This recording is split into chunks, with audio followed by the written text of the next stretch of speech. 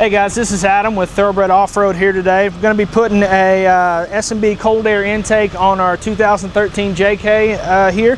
Part number is 75-5060. Tools you're going to need for the installation are pretty simple. A couple of nut drivers here. You need a 5/16 1/4 inch and you need a 10mm socket. So we're going to break away here and cut into our installation and then we'll walk through the rest of it. All right guys, we're jumping right into the install now. First thing we're going to have to do, there's 2 bolts right up here. Sorry, let's back up. First thing you have to do is remove the center engine cover here, and we need to loosen the negative battery cable. We are going to be removing the sensor, the IAT sensor on here, and we're going to be putting it onto the new filter.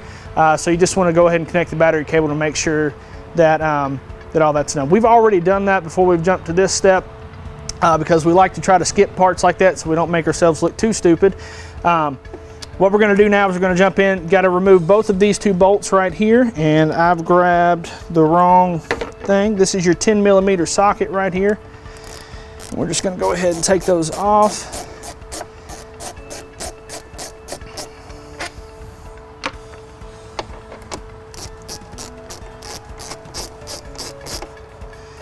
And of course I went through and loosened all these ahead of time, is why they're coming out as easy as they are.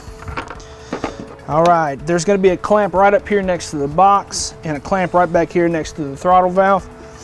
We're going to go ahead, that's the 5/16 nut driver. And we're just going to loosen those up.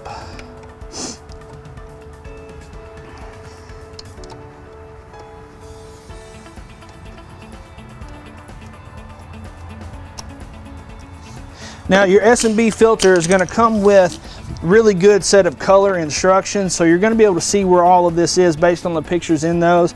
But just in case, the IAT sensor is going to be right over here. I don't know, can you get a shot of that, camera guy? Right in there. So once we've got the clamp loosened here, the clamp here, and the 2 bolts, we can actually take and just kind of work this tube up out of here, and we can expose that IAT sensor. Need to draw attention, we're also going to need to pull this hose out of the tube. Alright, so like most installs, we had to take a look at it and see what we needed. So add a good set of pliers to your list of needed tools for this. This twist out, the IAT sensor twists out counterclockwise. It says to lift a tab. I really didn't need to lift a tab. All we had to do was take the pliers. I could really use a stool for this. Just give it a twist counterclockwise there. And then we're just going to kind of wiggle it out. You see it pops right out like that. All right, we're just going to sit this off to the side. Really don't need to save anything here. The S&B does come with new clamps, new rubber grommets and everything. Silicone grommets, sorry. All right, so removing the box is pretty simple. Right back here on the back side of the box towards the engine, you'll see the crankcase vent hose. Just need to grab a hold of that and pull it off. It's pretty simple. The box itself is going to have 4 of these little clamps, pretty much 1 on each corner. The back 2 are kind of hard to see, so we're not going to get a shot of those, but you just flip them off. And then the box is going to lift right out your hose, put it over here somewhere. We can just lay this aside with the rest of our stuff. We're going to go ahead and pull the filter out. You can see that filter is not too bad. All right, and then all we should have to do is just kind of lift this box out. There are tabs down here on this. We're going to try to do it in such a way that we don't break those tabs. And this is where it might be a little helpful if I was a taller fellow.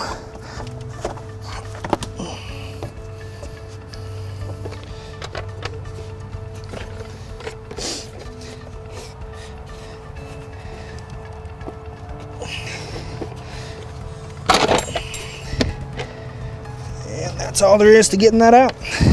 So we cut a little bit too soon on that last take. You heard me mention don't break the tabs. You can see where the box mounts here, these little rubber grommets, how these holes are empty. Right here, this one's still filled. That's actually where the tab broke off on that one. So I wasn't as graceful as I wanted to be, but we're just gonna take a set of pliers, grab it and pull that piece out. But your new box won't mount if you have those in there. So if you get through all this process and you're having problems with your box mount, you might want to pull it out and make sure you didn't break off one of the tabs initially. All right, so our next step is really kind of prepping the new air box. First thing we're going to do is we're going to put in the tube seal in the back here. These are silicone grommets, I guess we'll call them. So they're a little bit tougher, but they are definitely going to last longer.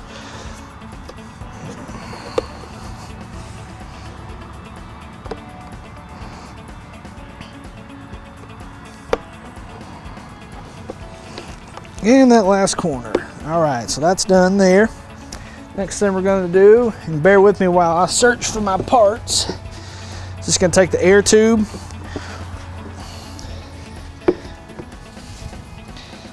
I'm going to slide the air tube in here. And then we're going to grab our filter. And this is how we secure the air filter. The filter is going to already have the clamp on it.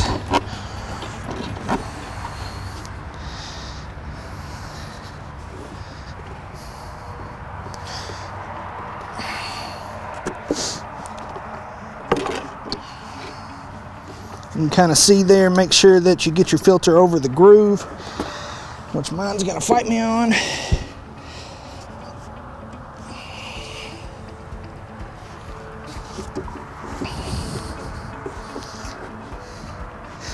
All right, and once you get that on, then you're just gonna tighten up this clamp. Again, this is your 5/16 nut driver. All right, so I found a clear table that made it a heck of a lot easier to finish getting my clamp on when I could do two hands on the clamp. Next thing we're gonna do is put the coupler on the end of this, but while I had it here, I was gonna point out, you'll notice your box has a big hole right here. That's just a breathing option.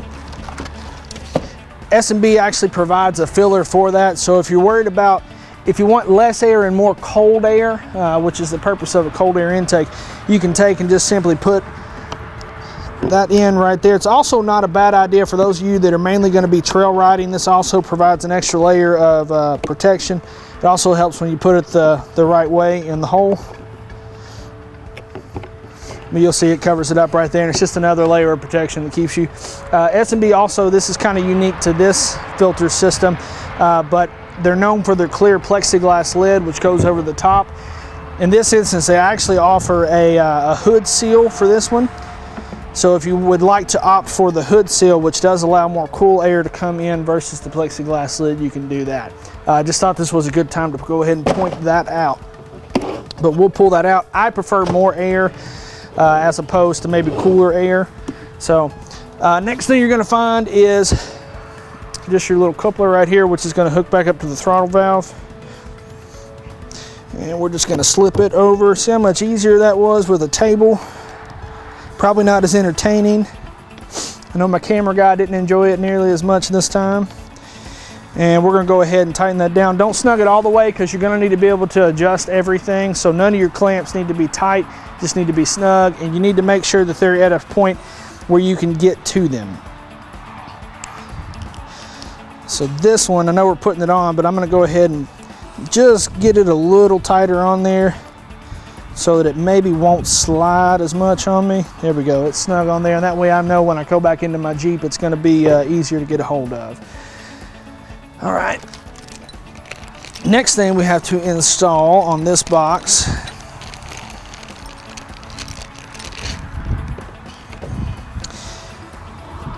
is the little L bracket right here. And you'll see they provide a little tube of Loctite as well, or a little sleeve of it.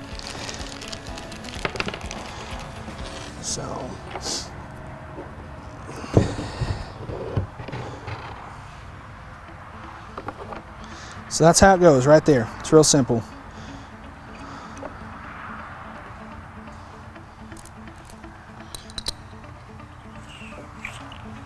Just hang there on it for a second while I grab a screwdriver.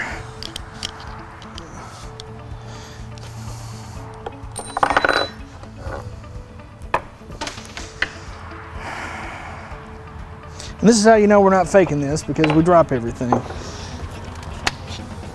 And I have no clue where that washer went, so we're gonna install this. This is basically the last thing we have to do on this. and we'll come back in when we're ready to throw it into the Jeep. All right, guys, so after I finally found my washer again, I just went ahead and put the rest of the stuff together because it was fighting me a bit today. Went ahead and finished putting that bracket on. You'll see you have to install one of the 2 grommets into that bracket right there. This is actually going to be a new mounting point for the kit. The other grommet in your kit is going to go back here in the bottom of the tube. That's where the IAT sensor goes. So next thing we're going to do is come over here, and I'll let my camera guy catch up with me. We're going to go ahead and remove this bolt right here. That's actually where that bracket is going to mount to, and we just want to get it out of our way before we go to start putting this box in here, and that way we don't have to work around the box. All right, so now that we've got that, first thing we're going to do is throw the intake back up here where we can work on it easy. Can you see over here what I'm doing?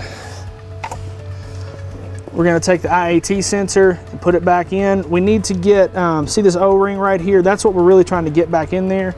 We have to make sure that O-ring is seated correctly, and then we're done. It's not like where you twisted it into the last one. You're just going to have to push it in there. And I know that's kind of a hard shot to see, but I'll see if I can hold it up for you to look at. You can see like right back here on the back. Oh, and my grommet pushed through.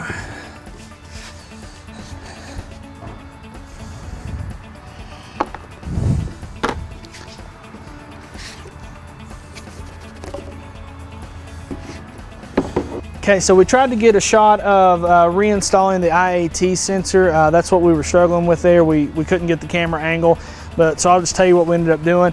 The grommet was pushing through on us on the IAT sensor, and again, this is why earlier I said we don't tighten all of our clamps down, we just kind of snug them up. What we ended up doing, because it was hard to fight with, is we actually removed the actual inlet tube here from the intake so that we didn't have the weight of the filter box and the filter on us here.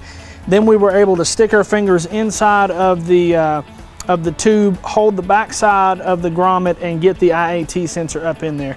So it took a little work, and then we just reinstalled the tube and the filter back into the box.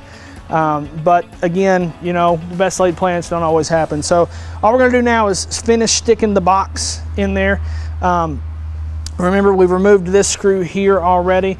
Just like on the last box, there are 3 tabs down here. We have to get those 3 tabs on the bottom of the air intake lined up with the holes that we removed that broken tab from earlier. And we're just gonna do that until we hear them snap in. I'm gonna loosen this clamp back up a little bit. We're gonna go ahead and slide it over the throttle valve here. I might have to loosen it up a little more.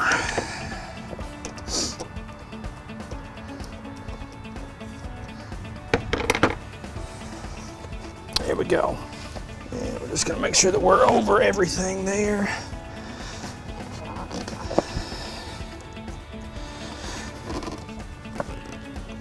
Okay, we snapped into place.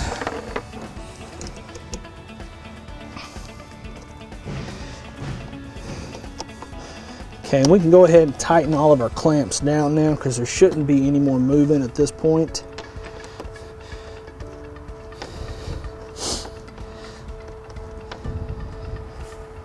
And don't forget to tighten the clamp in your filter as well. All right, that one's good to go. This is a 10mm screw that we took out earlier. I don't know if I said that, but we're just gonna go back in there through the box.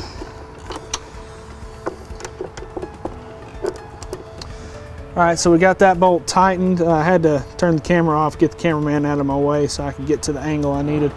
Sorry, I was skipping ahead. What we're doing now is SME includes these 2 retaining loops. If you remember at the beginning, the air box, we had to take out 2 10mm screws right here, or bolts, to get the box out. That was also what was holding this hose in place, so we have all this extra line right now. So we're going to take this, just kind of squeeze them together a little bit so the holes line up.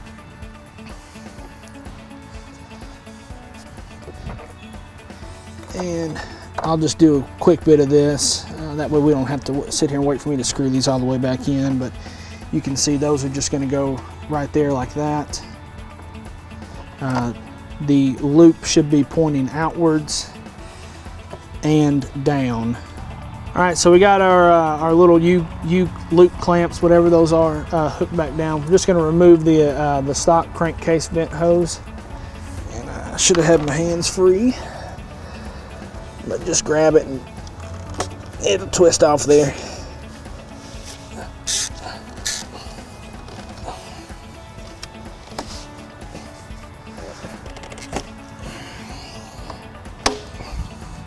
All right, they include a new crankcase vent hose and 2 clamps. These clamps have the 1/4-inch drive on it, and that's tight enough. I'll go ahead and just mock it up. I like to go ahead and install this back on the stock side first, just because the tube's a lot easier and it kind of gets you guiding.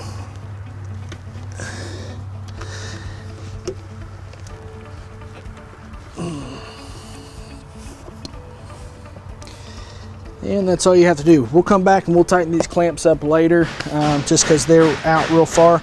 The last piece we're going to do real quick, and I left it over here.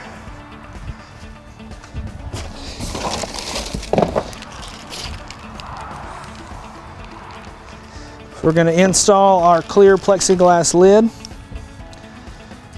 It's going to come with a seal for this.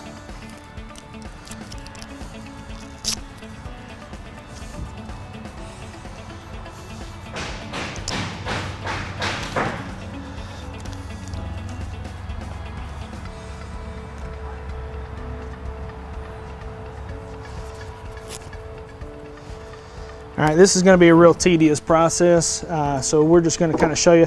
You're going to install the seal onto the acrylic cover here, and then you're just going to include the rubber washers and the stainless steel bolts that they include on this. We'll cut out, we'll wrap up the rest of tightening everything up. We'll come back and we'll do a quick wrap-up video on everything that we did. All right, guys, we've got everything installed now. We went back, retightened up our clamps, got our crankcase vent hose, and we got our plexiglass lid installed with our rubber washers, the plexiglass seal, and the stainless steel screws. We had just about every hiccup you could have with this, and it still is not that difficult of an install. We may look a little more flustered, but you got to realize we're working with lights and a camera and stuff like that. It makes it a little trickier to do stuff. All in all, I would put this at maybe like a 4 on a scale of 1 to 10 on install, and that's just if you haven't done it. I would always recommend you try to install this on yourself. There's no reason to pay anyone to install a cold air intake unless you just don't have the time. So just to give a quick recap, really the main trick that we did is we did have issues with the IAT sensor. We had to come back, pull the tube out, reinsert the IAT sensor, and then reinsert the tube into the filter box. Don't forget to reinstall your battery cable, as our cameraman just reminded me, because that'll make it hard for your vehicle to start. So that's pretty much it, guys. We're going to take a close-up view of the filter right now and let you have one last look at it. For more install videos, make sure and follow us on YouTube. It's Thoroughbred Off-Road at YouTube. Also, make sure and like us on Facebook and Instagram, Twitter, all of that jazz. We do a lot of giveaways and stuff like that. So other than that, thanks for watching. Again, my name's Adam. If you have any questions, feel free to give me a call.